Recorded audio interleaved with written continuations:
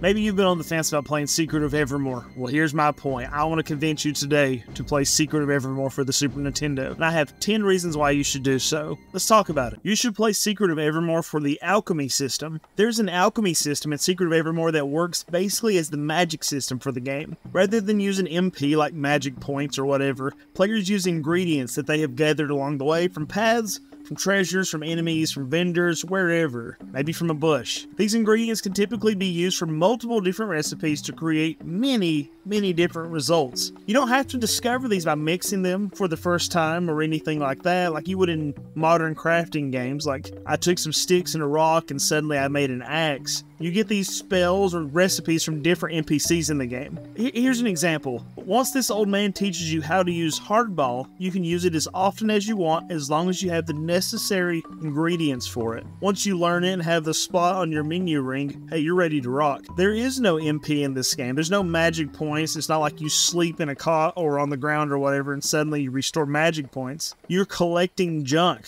Now this might seem complicated to some, but I thought it was a compelling system. It gave me good reason to explore and collect pieces and to try some spells that I might not have tried otherwise. When you're down to the absolute nitty-gritty, sometimes you just gotta combine some, styrofoam and gasoline and make some napalm, baby. I mean, we've all been there before, right? You should play Secret of Evermore because of the dog. Who doesn't love a dog, right? Cat person or not, folks just can't seem to get enough of doggos, understandably. Well, this is certainly one of those times where you see the dog and think immediately, I would die for this dog. This dog is sort of the reason you start your adventure off in the first place, as he runs off and leads you to a mansion where some shady stuff is apparently going down. Once you're transported to another land, your dog changes form, and it will continue to do so from land to land and from time to time, and that's really awesome to see. The dog consistently helps you out in battle and uses its doggo sniffer to sniff out alchemy supplies for you in each area. And having access to these ingredients is wildly important. The dog, beyond its normal form in the beginning, turns into a large wolf for the prehistoric times. It sort of reminds me of that wolf darkness thing from the Neverending Story. A little spooky. There's another point in the game where the dog turns into this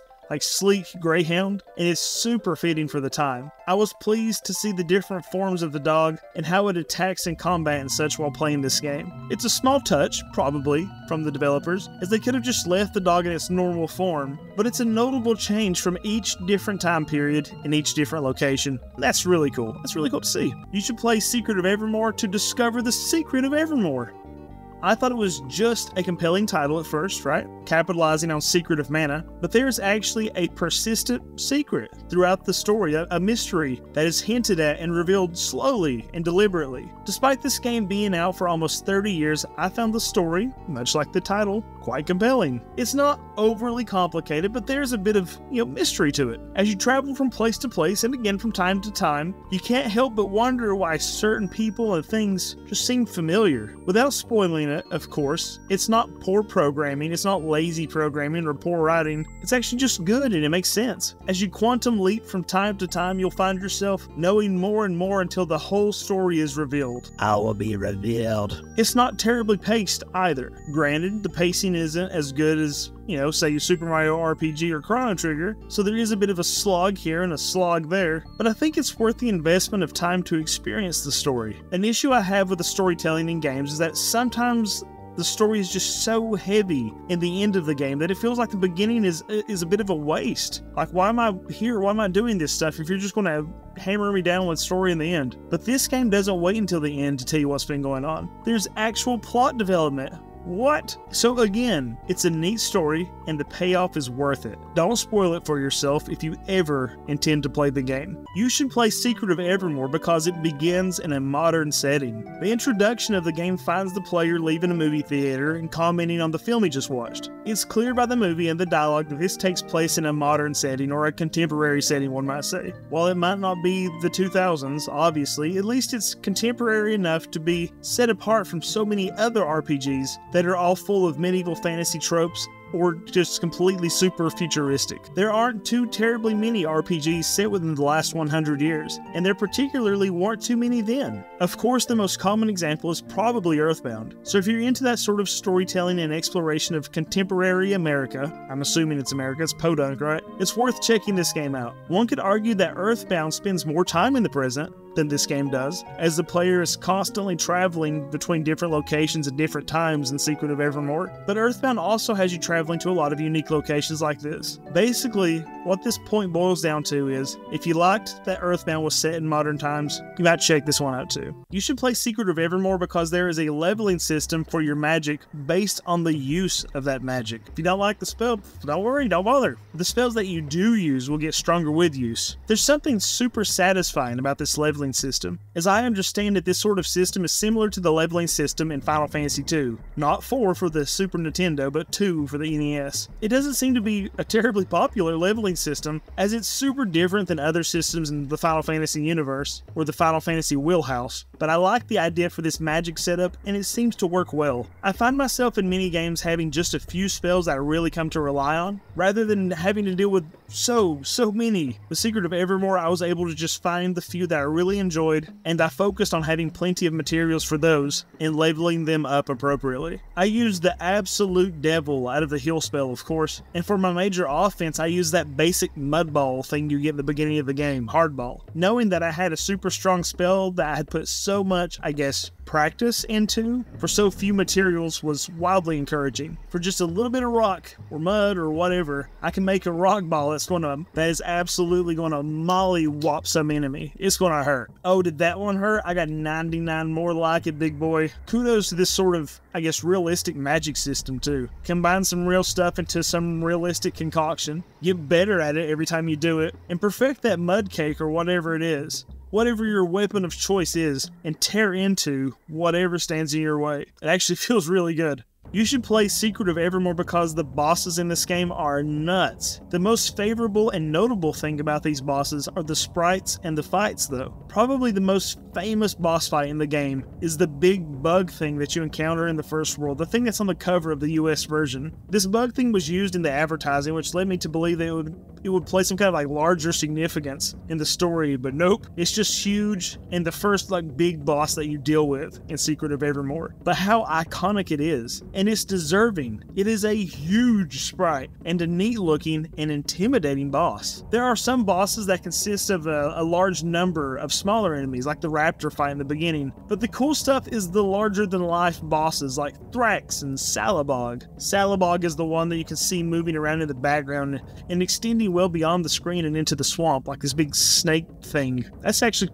kind of scary. In another sort of intimidation, there are some weird monolithic bosses in here as well that feel more, I don't know, culty and idol-esque than fleshy monsters, which is scary in a whole other way. The important part is that the bosses are pretty spectacularly varied, and seeing each and every one on the screen while daunting is a treat in itself. One unfortunate thing is that the fights are maybe a little longer than they need to be, unfortunately, and particularly so if you aren't properly leveled. Make sure you are absolutely practicing your mud ball or whatever you decide to use, but this doesn't detract too much from the awesomeness of them. You should play Secret of Evermore for its historical significance. The Secret of Evermore was the only game developed by Square's North American division. As you likely know, most RPGs and minigames in general made their way from Japan to the US typically. It was much more likely for a game to have been developed overseas than in the US. Weirdly enough, Secret of Evermore was developed here. While Squaresoft is a Japanese company, they had a US division that they entrusted with making a game. That game turned out to be none other than The Secret of Evermore. I think that we can see the influence of American society in the natural feeling of the dialogue that obviously didn't need some kind of translation.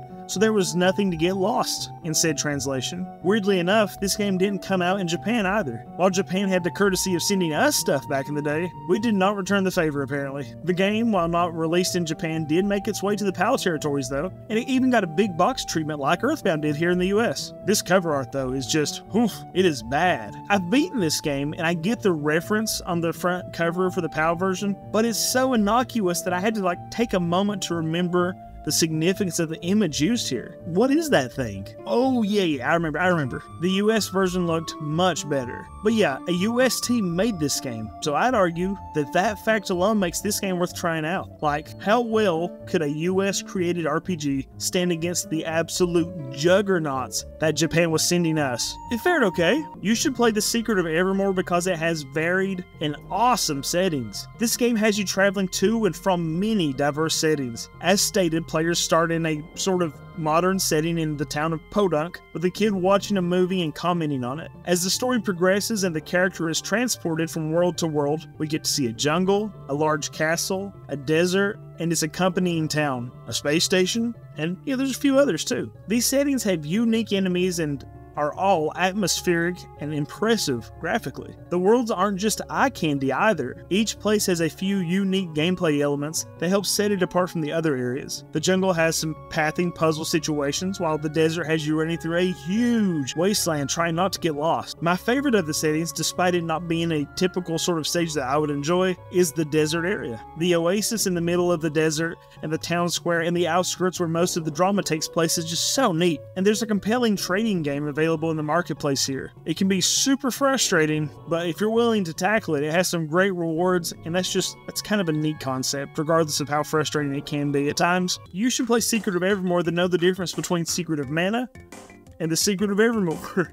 It's not the same game, and they're not related to each other in story or idea. Secret of Evermore and Secret of Mana are often confused, and this makes a lot of sense why. They're obviously similar in title. The gameplay is much the same with that action RPG combat and ring menus set up to choose spells and such. They're both from Squaresoft. Funny enough, many things about the game were straight up copied from Secret of Mana on purpose. Why, one may ask? Well, because they were successful in Secret of Mana, duh. This was, again, the first time that this American team was making a game for Squaresoft, and so they were apparently using the tools available to them and smartly making use of what was working in the company's recent and successful action RPG, Secret of Mana. That certainly owes to the bit of identity issue with this game and the confusion regarding whether or not it's related to Secret of Mana. But it just makes sense to take what works and use that to one's advantage. I'm certainly glad that they did. Once you play this game and see how different it really is from Secret of Mana, particularly in tone,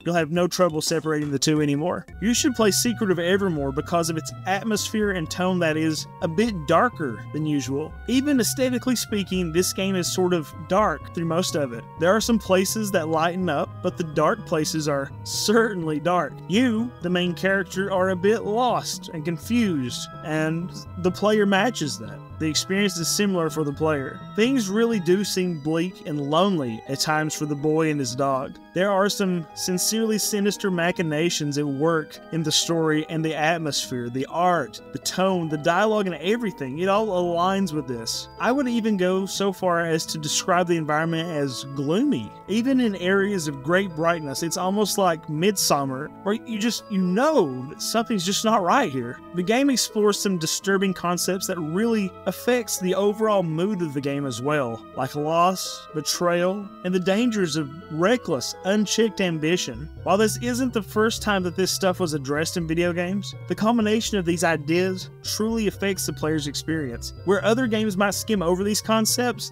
the story here is sort of grounded in these things. It's what makes it what it is. I think part of the effectiveness of this comes from the seemingly innocence of the boy and his dog, and those movie references and such that he's making throughout the game. The juxtaposition of that to what is the Secret of Evermore that you'll discover. It's pretty neat. Listen, this game is far from perfect, but it's certainly one that you should experience. If you've been on the fence about Secret of Evermore, let me be that little push to say, play it, or play it again. Maybe you haven't played it since childhood. Try it out again. I think it's worth playing. I really do. Or send this video to a friend that you're trying to convince to play the game. Either way, this game needs more exposure, despite it being so old. What are some other reasons people should play this game? What are some other games that you'd like to see me create a list for? For more videos like this, make sure that you like the video and of course subscribe and ring the bell if you want to be notified about videos when they go live. I encourage you to check out some of my other content. I do lives, I do shorts, I do long form videos, I do all that stuff. I do stream, whatever. I do that stuff. I'd appreciate you checking that out. After all, video gaming discourse is important. We should continue. Thank you.